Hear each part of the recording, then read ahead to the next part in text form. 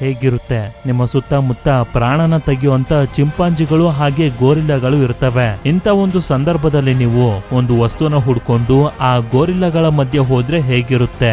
ಹೌದು, ಅಂತದ್ದೇ ಒಂದು ಅದ್ಭುತವಾಗಿರುವ ಅಡ್ವೆಂಚರ್ ಮೂವಿನೇ ನಾವಿವತ್ತು ನೋಡ್ತಿರೋದು. ಅಂದಂಗೆ ಈ ಮೂವಿ ಹೆಸರು Kingdom of the Planet of the Apes ಅಂತ. ಈಗ ತುಂಬಾ ಟೈಮ್ ಅನ್ನ ವೇಸ್ಟ್ ಮಾಡದೆ ನಮ್ಮ ಮೈನ್ ಸ್ಟೋರಿ ಕಡೆಗೆ ಹೊಟ್ಟೋಗೋಣ.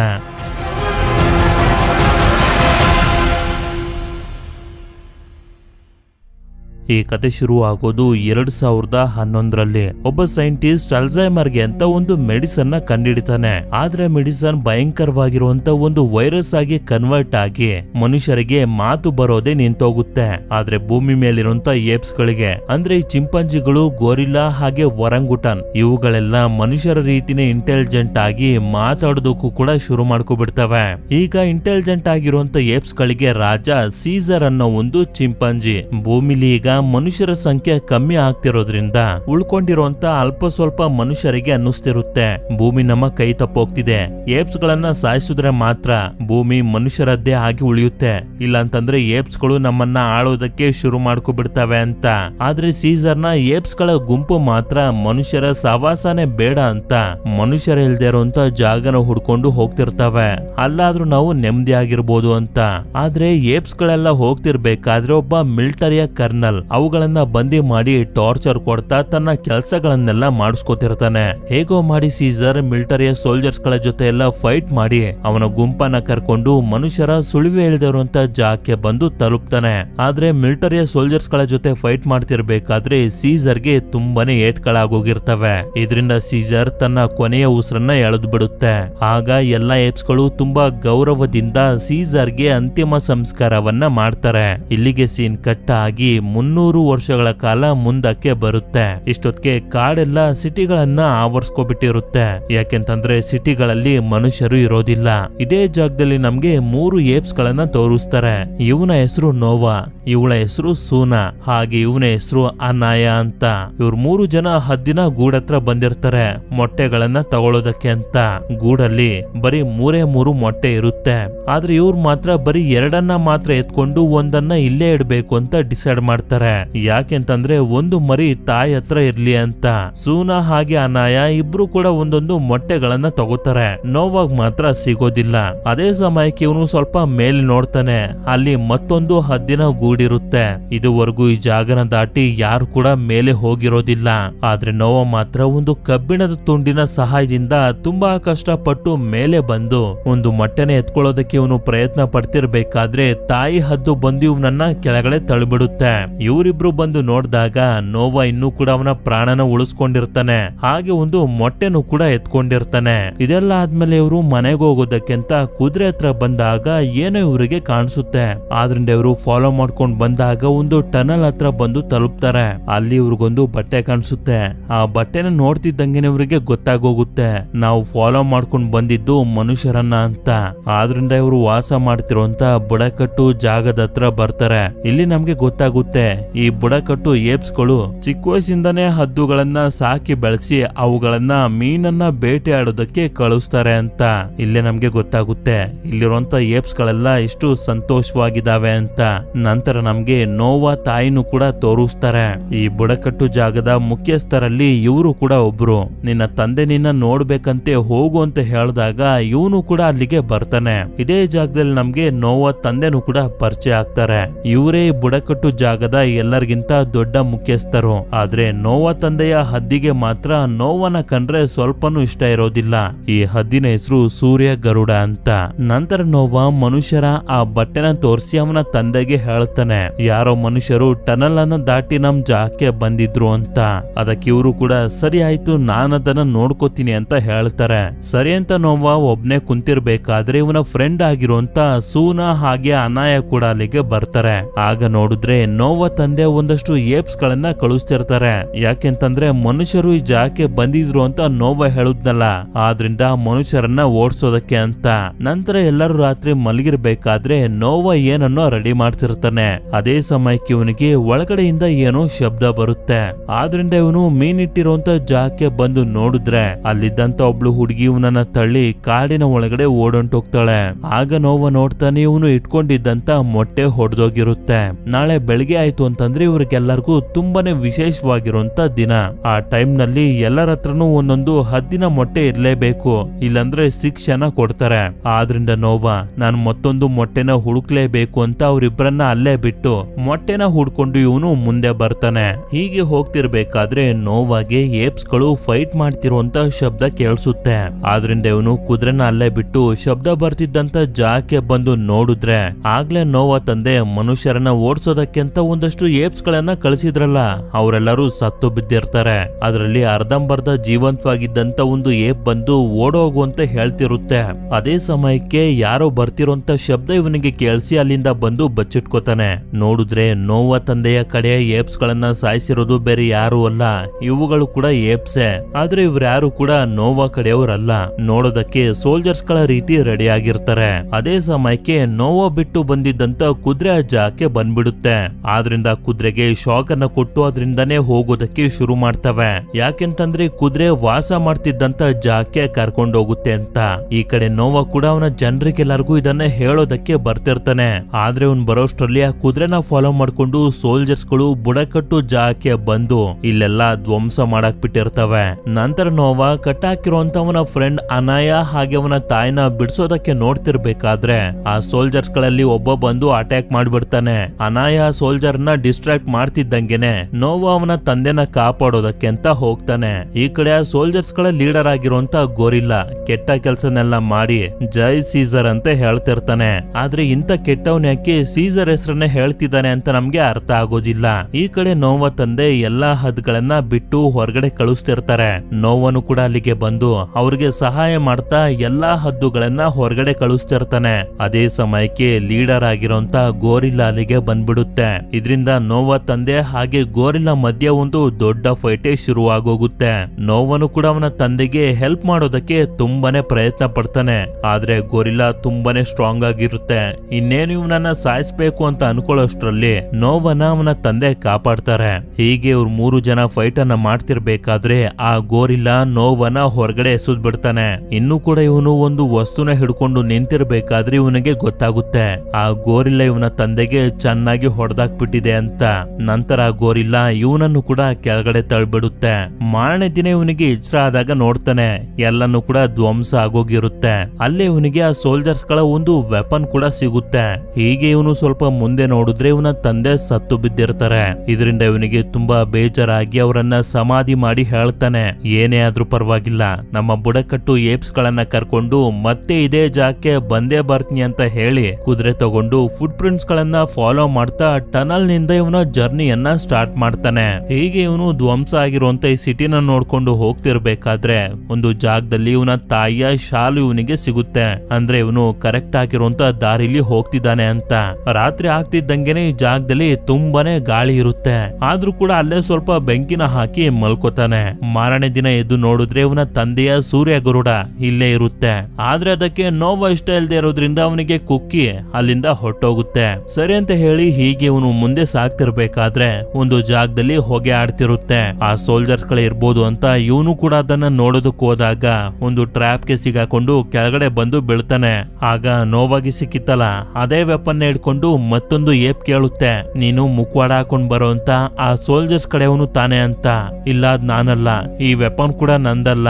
ಆ ಸೋಲ್ಜರ್ಸ್ ಗಳು ನಮ್ಮ ಬುಡಕಟ್ಟು ಜಾಗಕ್ಕೆ ಬಂದು ಎಲ್ಲಾನು ಧ್ವಂಸ ಮಾಡಿ ನನ್ನ ತಂದೆನ ಸಾಯಿಸಿದ್ರು. ಹಾಗೆ ನಮ್ಮ ಹಳ್ಳಿಯಲ್ಲಿದ್ದಂತ ಎಲ್ಲಾ ಏಪ್ ಗಳನ್ನ ಕರ್ಕೊಂಡು ಹೊಂಟೋಗಿದ್ದಾರೆ ಅಂತ. ಅಂದಂಗೆ ಈ ಏಪ್ ನ ಹೆಸರು ರಾಕ ಅಂತ. ಇವನು ಆ ಸೋಲ್ಜರ್ಸ್ ಕಡೆಯವನಲ್ಲ ಅಂತ ಗೊತ್ತಾಗ್ತಿದ್ದಂಗೆನೆ ರಾಕ ಕೂಡ ನೋವನ ನಂಬ್ತಾನೆ. ಆಗ್ಲೇ ನಮ್ಗೆ ಗೊತ್ತಾಗೋದು ಆ ಸೋಲ್ಜರ್ಸ್ ಗಳು ರಾಕ ಹಳ್ಳಿಯಲ್ಲಿದ್ದಂತ ಎಲ್ಲಾ ಏಪ್ಸ್ ಗಳನ್ನ ಸಾಯಿಸ್ಬಿಟ್ಟಿದಾವೆ ಅಂತ. ರಾಕ ಬುಕ್ಗಳನ್ನು ಕೂಡ ಓದ್ತಾನೆ. ಈ ಬುಕ್ಗಳ ಬಗ್ಗೆ ನಮ್ಗೆ ಸೀಸರ್ ಇಂದ ಗೊತ್ತಾಯ್ತು ಅಂತ ಇವನು ಹೇಳ್ತಿದ್ದಂಗೆನೆ ಆ ಸೋಲ್ಜರ್ಸ್ ಗಳು ಕೂಡ ಸೀಸರ್ ಹೆಸರನ್ನೇ ಹೇಳ್ತಿದ್ರು. ಈ ಸೀಸರ್ ಯಾರು ಅಂತ ನೋವಾ ಕೇಳಿದಾಗ ರಾಕ ಹೇಳೋದಕ್ಕೆ ಶುರು ಮಾಡ್ತಾನೆ. ಸೀಸರ್ ಒಬ್ಬ ಮಹಾನ್ ಯೋಧ. ಏಪ್ಸ್ ಗಳಲ್ಲಿ ಮೊದಲು ಇಂಟೆಲಿಜೆಂಟ್ ಆಗಿದ್ದೆ ಸೀಸರ್. ಹಾಗೆ ಎಲ್ಲಾ ಏಪ್ಸ್ ಗಳು ಒಂದಾಗಿದ್ರೆ ಮಾತ್ರ ಸ್ಟ್ರಾಂಗ್ ಆಗಿರೋದು ಅಂತ ಹೇಳಿದ್ದು ಕೂಡ ಅವನೇನೆ. ನನ್ನ ಪೂರ್ವಜರು ಸೀಸರ್ ನ ಜೊತೆ ಸೇರಿ ಇಲ್ಲಿಗೆ ಬಂದು ತಲುಪಿದ್ರು ಅಂತ ಹೇಳ್ತಾನೆ. ಆಗ ನಮ್ಗೆ ಗೊತ್ತಾಗುತ್ತೆ ಸೀಸರ್ ಸಾಯುವುದಕ್ಕಿಂತ ಮುಂಚೆ ಅವನ ಗುಂಪನ್ನ ಕರ್ಕೊಂಡು ಸೇಫ್ ಆಗಿರುವಂತ ಜಾಗಕ್ಕೆ ಬಂದಿದ್ನಲ್ಲ, ಅದೇ ಗುಂಪಿನಲ್ಲಿ ರಾಕ ಪೂರ್ವಜರು ಕೂಡ ಇದ್ದಿದ್ದು. ಅಂದ್ರೆ ಸೀಸರ್ನ ಗುಂಪಿನಲ್ಲಿ ಈಗ ಕೊನೆಯದಾಗಿ ಉಳಿದಿರೋದು ರಾಕ ಮಾತ್ರ. ಇನ್ನೆಲ್ಲರನ್ನ ಆ ಸೋಲ್ಜರ್ಸ್ ಗಳು ಸಾಯಿಸ್ಬಿಟ್ಟಿರ್ತವೆ. ಅಷ್ಟೇ ಅಲ್ಲ, ಆ ಸೋಲ್ಜರ್ಸ್ ಗಳು ಸೀಸರ್ ಹೆಸರನ್ನ ಮಿಸ್ಯೂಸ್ ಮಾಡ್ಕೊಂಡು ತುಂಬಾ ಕೆಟ್ಟ ಕೆಲಸಗಳನ್ನೆಲ್ಲ ಮಾಡ್ತಿರ್ತಾರೆ. ಒಂದು ಕಾಲದಲ್ಲಿ ಮನುಷ್ಯರು ಹಾಗೆ ಏಪ್ಸ್ ಗಳು ಒಟ್ಟಿಗೆ ಇರ್ತಿದ್ರು ಅಂತ ರಾಕ ಹೇಳಿದಾಗ ನೋವಾಗೆ ನಂಬೋದಕ್ಕೆ ತುಂಬಾನೇ ಕಷ್ಟ ಆಗೋಗುತ್ತೆ. ಇವರು ಹೊರಗಡೆ ಬಂದಾಗ ಇವರ ಕುದುರೆ ಹತ್ರ ಒಬ್ಳು ಹುಡುಗಿ ಇರ್ತಾಳೆ.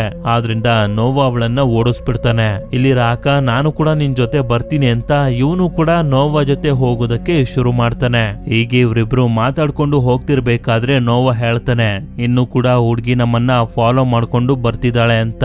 ಸರಿ ಅಂತ ಹೇಳಿ ಕತ್ಲಾಗ್ತಿದ್ದಂಗೆನೆ ಒಂದು ಜಾಗದಲ್ಲಿ ಬೆಂಕಿ ಹಾಕಿ ಅದೇ ಜಾಗದಲ್ಲಿ ಕುಂತಿರ್ತಾರೆ. ಆಗ ರಾಕ ಅಲ್ಲೇ ಇರುವಂತ ಆ ಹುಡುಗಿನ ನೋಡ್ತಾನೆ. ಆದ್ರಿಂದ ಒಂದಷ್ಟು ಆಪಲ್ ಗಳನ್ನ ಅವಳ ಕಡೆಗೆ ಎಸಿತಾನೆ. ಅದನ್ನ ತಗೊಂಡು ಇವಳು ತಿಂತಿರ್ಬೇಕಾದ್ರೆ ಚಳಿಯಿಂದ ನಡುಕ್ತಿರ್ತಾಳೆ.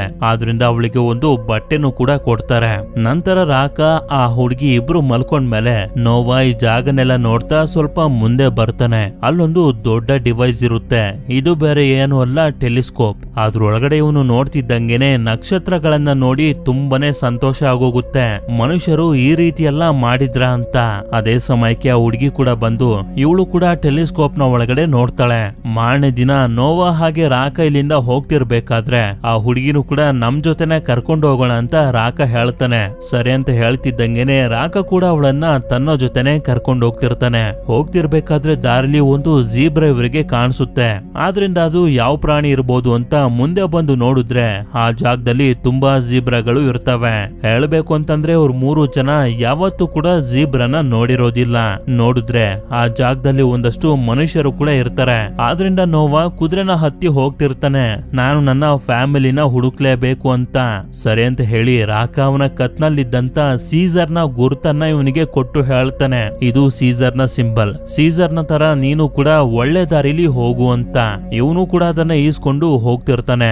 ಆದ್ರೆ ರಾಕ ಮಾತ್ರ ಈ ಹುಡುಗಿ ಜೊತೆ ಹಾಗೆ ಮನುಷ್ಯರ ಜೊತೆ ಇರಬೇಕು ಅಂತ ಡಿಸೈಡ್ ಮಾಡಿರ್ತಾನೆ. ಅದೇ ಸಮಯಕ್ಕೆ ಸೋಲ್ಜರ್ಸ್ ಗಳು ಬರ್ತಿರುವಂತ ಶಬ್ದಗಳು ಇವರಿಗೆ ಕೇಳಿಸ್ತವೆ.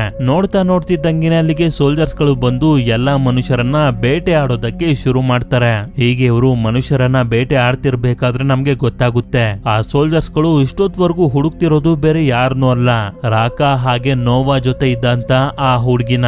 ಆದ್ರಿಂದ ಇವಳು ಆ ಸೋಲ್ಜರ್ಸ್ ಗಳಿಂದ ತಪ್ಪಿಸ್ಕೊಳ್ಳೋದಕ್ಕೆ ಹುಲ್ಲಿನ ಮಧ್ಯೆ ಬಂದು ಬಚ್ಚಿಟ್ಕೊಬಿಡ್ತಾಳೆ. ಅಲ್ಲೂ ಕೂಡ ಸೋಲ್ಜರ್ಸ್ ಗಳೆಲ್ಲ ಇವಳನ್ನ ಹುಡುಕ್ತಿರ್ತಾರೆ. ಆಗ ಅವಳನ್ನ ಕಾಪಾಡೋದಕ್ಕೆ ನೋವಾ ಬರ್ತಾನೆ.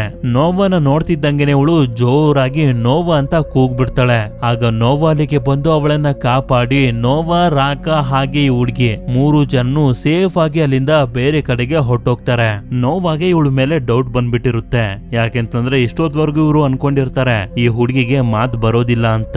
ಆಗ ಈ ಹುಡುಗಿ ಹೇಳ್ತಾಳೆ, ನನ್ನ ಹೆಸರು ನೋವಾ, ನಿನ್ನ ಫ್ಯಾಮಿಲಿನ ಸೋಲ್ಜರ್ಸ್ ಗಳು ಎಲ್ಲಿಗೆ ಎಳ್ಕೊಂಡು ಹೋಗಿದ್ದಾರೆ ಅಂತ ನನ್ಗೆ ಗೊತ್ತು ಅಂತ.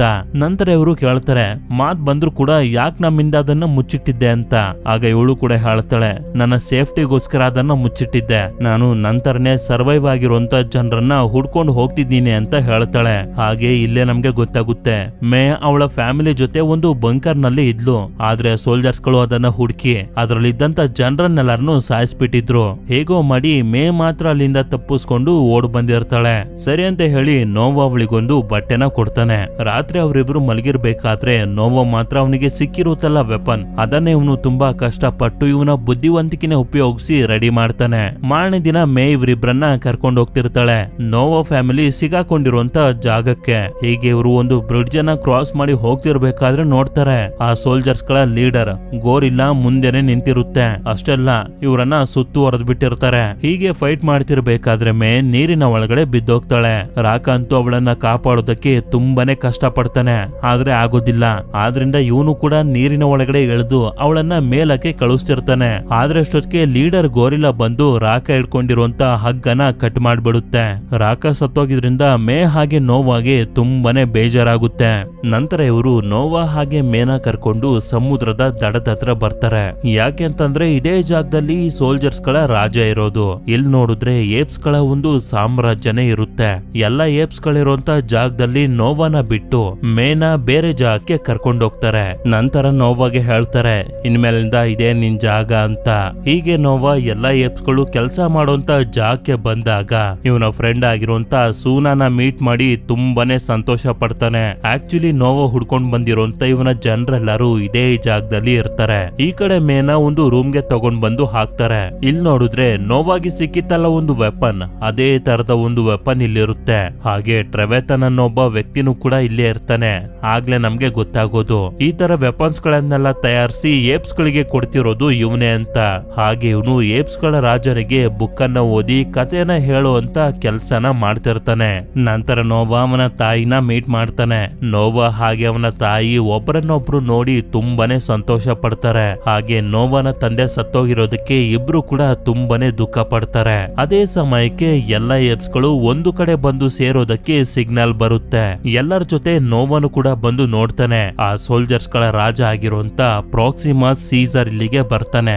ಆಕ್ಚುಲಿ ಸೀಸರ್ ಹೆಸರನ್ನ ಮಿಸ್ಯೂಸ್ ಮಾಡ್ಕೊಂಡು ಎಲ್ಲಾ ಏಪ್ಸ್ ಗಳ ಹತ್ರ ಕೆಲಸ ಮಾಡಿಸ್ಕೊತಿರೋದು ಇವನೇನೆ. ನಂತರ ಇವನು ಅಲ್ಲೇ ಮುಂದೆ ಇದ್ದಂತ ಒಂದು ಬಂಕರ್ನ ಕಬ್ಬಿಣದ ಬಾಕ್ಲನ್ನ ಓಪನ್ ಮಾಡೋದಕ್ಕೆ ಆರ್ಡರ್ ಮಾಡ್ತಾನೆ. ಎಲ್ಲಾ ಏಪ್ಸ್ ಗಳು ಎಷ್ಟೇ ಕಷ್ಟಪಟ್ಟು ಎಳಿತಿದ್ರು ಕೂಡ ಆ ಡೋರ್ ಓಪನ್ ಆಗ್ತಾನೆ ಇರೋದಿಲ್ಲ. ಆದ್ರಿಂದ ಕರೆಂಟ್ ಶಾಕ್ ಅನ್ನ ಕೊಟ್ಟು ಎಳೆಯೋದಕ್ಕೆ ಪ್ರಯತ್ನ ಪಡ್ತಿದ್ರು ಕೂಡ ಆಗೋದಿಲ್ಲ. ಇದರಿಂದ ಏಪ್ಸ್ ಗಳಿಗೆ ಬರೀ ಏಟ್ ಆಗುತ್ತೆ ಅಷ್ಟೇ. ಸರಿ, ನಾಳೆ ಮತ್ತೆ ಟ್ರೈ ಮಾಡೋಣ ಅಂತ ಹೇಳಿ ಪ್ರಾಕ್ಸಿಮಸ್ ಎಲ್ಲರನ್ನ ಅವರವರ ಜಾಗಕ್ಕೆ ಕಳಿಸ್ತಾನೆ. ಇದನ್ನೆಲ್ಲ ಇವರಿಬ್ರು ಕೂಡ ನೋಡ್ತಿರ್ತಾರೆ. ಆದ್ರಿಂದ ಮೇ ಹೇಳ್ತಿರ್ತಾಳೆ, ನಿನ್ಗೆ ಗೊತ್ತಿದೆ ಅಲ್ವಾ, ಏಪ್ಸ್ ಗಳು ಭೂಮಿನ ತಮ್ಮ ವಶಕ್ಕೆ ತಗೋತಿದ್ದಂಗೆನೆ ಗವರ್ನಮೆಂಟ್ ಇದೇ ಬಂಕರ್ನ ಒಳಗಡೆ ಅಂಡರ್ ಕವರ್ ಆಗಿದ್ದು. ಅದ್ರೊಳಗಡೆ ಟೆಕ್ನಾಲಜಿ, ವೆಪನ್ ಗಳು ಎಲ್ಲನೂ ಇದೆ. ಅದು ಆ ಪ್ರಾಕ್ಸಿಮಸ್ ಕೈಗೆ ಸಿಕ್ಬಾರ್ದು ಅಂತ. ಆದ್ರೆ ಟ್ರೆವೆತನ್ ಮಾತ್ರ ಕಂಪ್ಲೀಟ್ ಆಗಿ ಪ್ರಾಕ್ಸಿಮಸ್ ಕಡೆಗೆ ಆಗೋಗಿರ್ತಾನೆ. ಯಾಕೆಂತಂದ್ರೆ ಇವನಿಗೆ ಅನ್ನಿಸ್ತಿರುತ್ತೆ, ಭೂಮಿ ಮೇಲೆ ಮನುಷ್ಯರ ಆಳ್ವಿಕೆ ಮುಗೀತು, ಈಗೇನಿದ್ರು ಏಪ್ಸ್ ಗಳು ನಮ್ಮನ್ನ ಆಳ್ತವೆ, ಅವುಗಳು ಹೇಳ್ದಂಗೆ ನಾವು ಕೇಳ್ಬೇಕು ಅಂತ. ನಂತರ ಪ್ರಾಕ್ಸಿಮಸ್ ಕರಿತಿದ್ದಾರೆ ಅಂತ ನೋವಾನ ಕರ್ಕೊಂಡ್ ಬಂದು ಪ್ರಾಕ್ಸಿಮಸ್ ಹತ್ರ ಬಿಡ್ತಾರೆ. ನೋಡಿದ್ರೆ ಈಗಾಗ್ಲೇ ಅಲ್ಲಿ ಮೇ ಹಾಗೆ ಟ್ರೆವೆತನ್ ಇಬ್ರು ಕೂಡ ಇರ್ತಾರೆ. ನೀನು ತುಂಬಾ ದೊಡ್ಡ ಜರ್ನಿಯನ್ನ ಮಾಡ್ ಬಂದಿದ್ಯಾ ಅಂತ ನೋವಾನ ಪ್ರಾಕ್ಸಿಮಸ್ ಕುಂತ್ಕೊಳ್ಳೋದಕ್ಕೆ ಹೇಳ್ತಾನೆ. ಸರಿ ಅಂತ ಪ್ರಾಕ್ಸಿಮಸ್ ನೋವಾಗೆ ಹೇಳ್ತಾ ಹೋಗ್ತಾನೆ. ಆ ಬಂಕರ್ನ ಒಳಗಡೆ ಮನುಷ್ಯರು ಕಲ್ತಿರುವಂತ ಎಲ್ಲಾ ನಾಲೆಡ್ಜ್ ಕೂಡ ಇದೆ. ಆ ನಾಲೆಡ್ಜ್ ಅನ್ನ ಏಪ್ಸ್ ಗಳು ಕಲ್ತ್ಕೊಂಡ್ರೆ ಮಾತ್ರ ಏಪ್ಸ್ ಗಳು ಮನುಷ್ಯರನ್ನ ರೀಪ್ಲೇಸ್ ಮಾಡೋದಕ್ಕಾಗೋದು. ಮೇ ನಿನ್ಗೇನಾದ್ರೂ ಹೇಳುದ್ಲ ಆ ಬಂಕರ್ ಒಳಗಡೆ ಹೇಗೆ ಹೋಗೋದು ಅಂತ? ಅಂದ್ರೆ ಮೇ ಮನುಷ್ಯರನ್ನ ಹುಡ್ಕೊಂಡು ಇಲ್ಲಿಗೆ ಬಂದಿಲ್ಲ, ಆ ಬಂಕರ್ನ ಒಳಗಡೆ ಇರುವಂತ ಯಾವುದೋ ಒಂದು ವಸ್ತುನ ಹುಡ್ಕೊಂಡು ಇಲ್ಲಿಗೆ ಬಂದಿರ್ತಾಳೆ. ಆದ್ರೆ ನೋವಾಗ್ ಮಾತ್ರ ಇದ್ರ ಬಗ್ಗೆ ಏನು ಕೂಡ ಗೊತ್ತಿರೋದಿಲ್ಲ.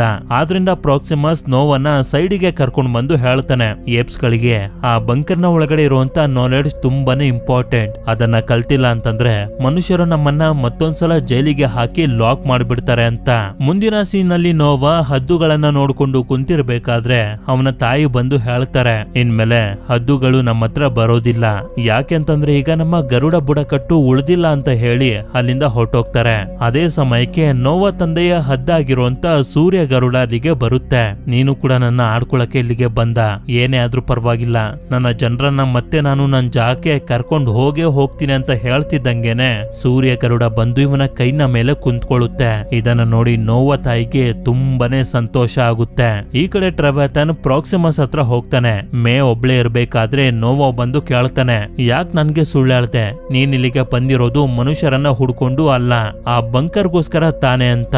ಹೌದು, ನಾನ್ ನಿನ್ನ ಹತ್ರ ಸುಳ್ಳು ಹೇಳ್ದೆ. ಯಾಕೆಂತಂದ್ರೆ ಪ್ರಾಕ್ಸಿಮಸ್ ನಾನು ಹಾಗೆ ನನ್ನ ಫ್ಯಾಮಿಲಿ ಇದ್ದಂತ ಕ್ಯಾಂಪ್ ಅನ್ನ ಹುಡುಕ್ತಾ ಹಾಗೆ ಎಲ್ಲರನ್ನೂ ಸಾಯಿಸ್ಬಿಟ್ಟ. ತುಂಬಾ ಕಷ್ಟಪಟ್ಟು ನಾನು ಉಳ್ಕೊಂಡೆ.